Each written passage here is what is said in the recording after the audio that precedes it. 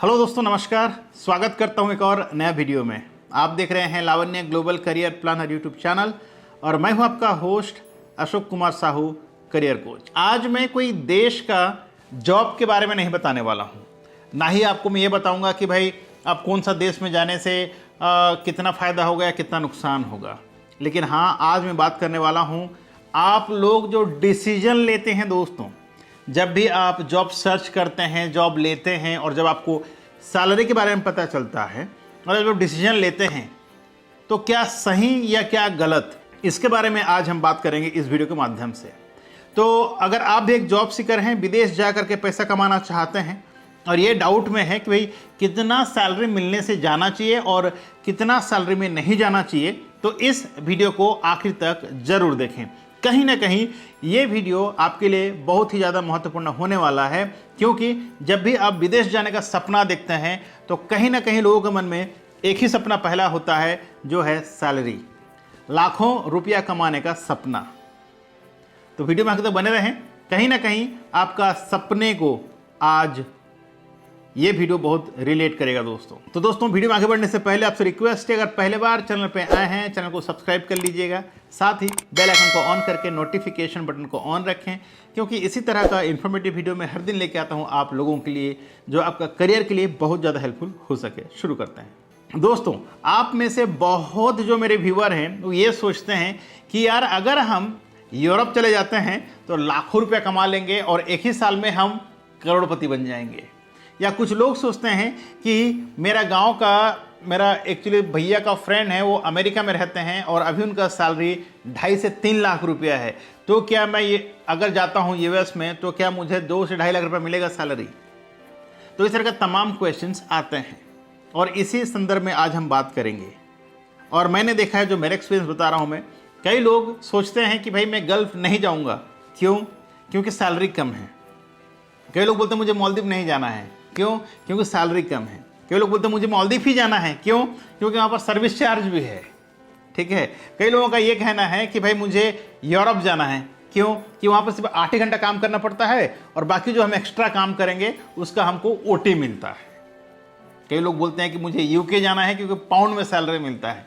तो भैया इतना एक्साइटेड होने की ज़रूरत नहीं है और ना ही इतना दुखी होने की ज़रूरत है कहीं पर सैलरी कम है। हर कंट्री में अपना एक स्टैंडर्ड होता है सैलरी का।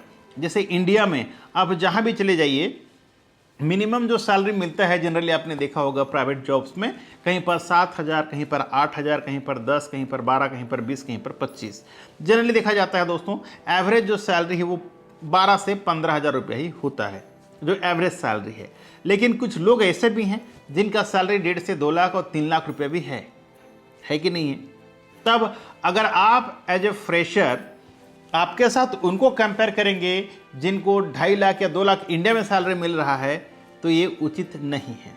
वैसे ही लोग कंपेयर करते हैं। मेरा दोस्त का भैया अभी माल्टा में है और वो 4 लाख कमा रहा है, तो मुझे भी 4 लाख सैलरी मिलेगा तभी मैं माल्टा जाऊंगा। तो आपको ये ध्यान लगाना है या ये जानना है कि माल्टा कब गए थे, कितना साल उनको काम करते हो चुका है, और जब शुरुआत में गए थे तो कितना सैलरी था। उसके बाद अगर आप डिसीजन लेंगे तो आपके लिए बेहतर होगा। अब यही सोच के मैं अपना एक्सपीरियंस बता रहा हूँ, यही सोच के लोग, किसी का एज जो है दोस्तों 40 साल, किसी का 42 साल, किसी का 45 और किसी का 50 हो चुका है कि नहीं इससे बेहतर सैलरी मिलेगा तब मैं जॉब लूँगा, इससे ज़्यादा कमाई होगा तब मैं जॉब लूँगा, तब तक मैं वेट करूँगा। तो ऐसा गलती बिल्कुल मत करना दोस्तों। हर एक कंट्री का अपने का स्टैंडर्ड होता है सैलरी का। ठीक है।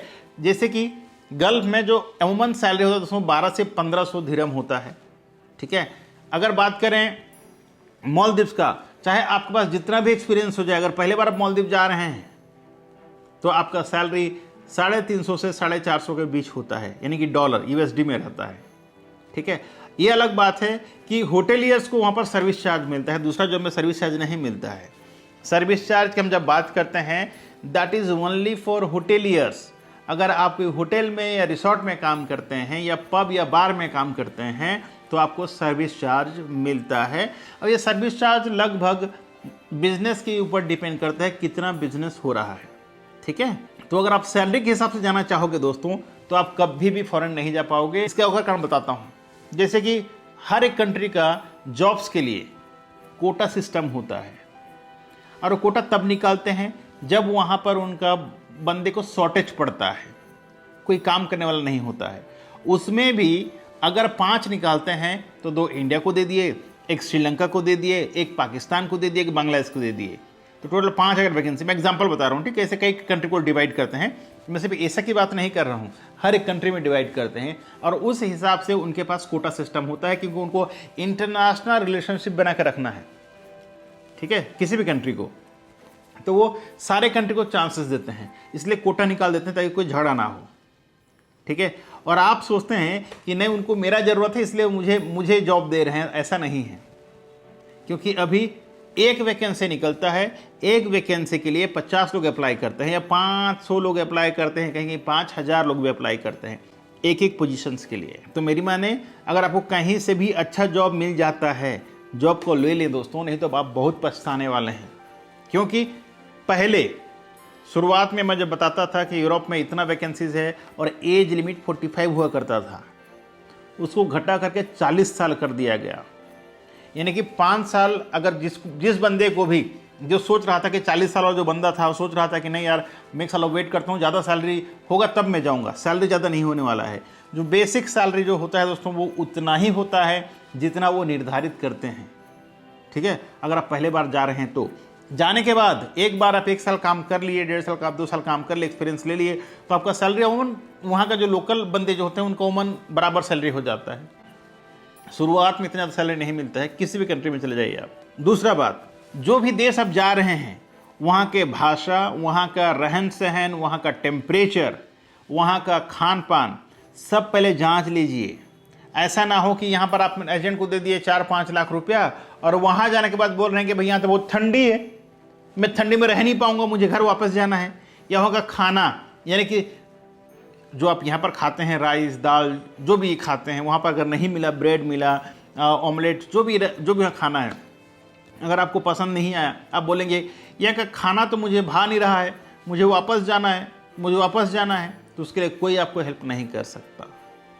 तो जहाँ भी जाना है, जाने से पहले भली भांति रिसर्च कर लीजिए, ताकि अपने आप का जो बॉडी जो भी एक्सेप्टेबल है बॉडी में वो पहले जांच लीजिए दोस्तों, उसके बाद डिसीजन लीजिए। नहीं तो आप सिर्फ दूसरों को बदनाम करेंगे, ठीक है, कि ये मुझे पैसा लूट लिया, ये मेरे को ये कर लिया, ये मेरे को वो कर लिया। ये गलत होगा। आपको करना क्या है, पहले भली भांति जो भी कंट्री आप जाने का प्लान कर रहे हैं उस कंट्री के बारे में रिसर्च कर लीजिए, फिर डिसीजन लीजिए, तो कहीं ना कहीं आपको भी अच्छा रहेगा और सभी को अच्छा रहेगा। तीसरी बात, यानी आपने से बहुत लोग बोलते हैं कि मुझे 8 घंटा काम करना पड़ेगा।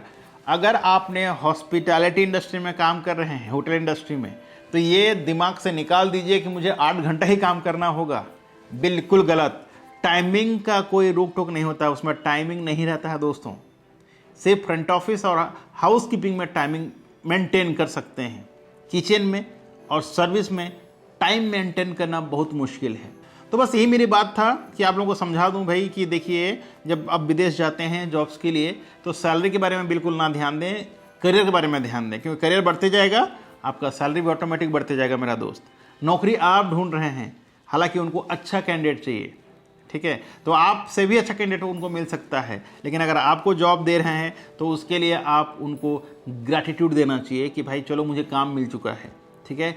चौथा, भैया जब भी आप जाते हैं तो टेम्परेचर वगैरह पूरा देख लीजिए, कौन सा देश में कितना टेम्परेचर है कि आप रह पाएंगे नहीं रह पाएंगे, उसके बाद डिसीजन लीजिए जाने का। तो बस यही मेरा मकसद था दोस्तों कि आप लोगों को अवेयर कर दूं, ताकि जब भी आप कोई जॉब का डिसीजन लेते हैं तो डिसीजन लेने से पहले सोच लीजिए, उसके बाद डिसीजन लीजिए। Thank you so much for watching. मिलते हैं एक और नया वीडियो में नए टॉपिक के साथ। तब तक के लिए आप रखें अपना ख्याल और मुझे दी इजाज़त। Thank you so much. जय हिंद, जय भारत।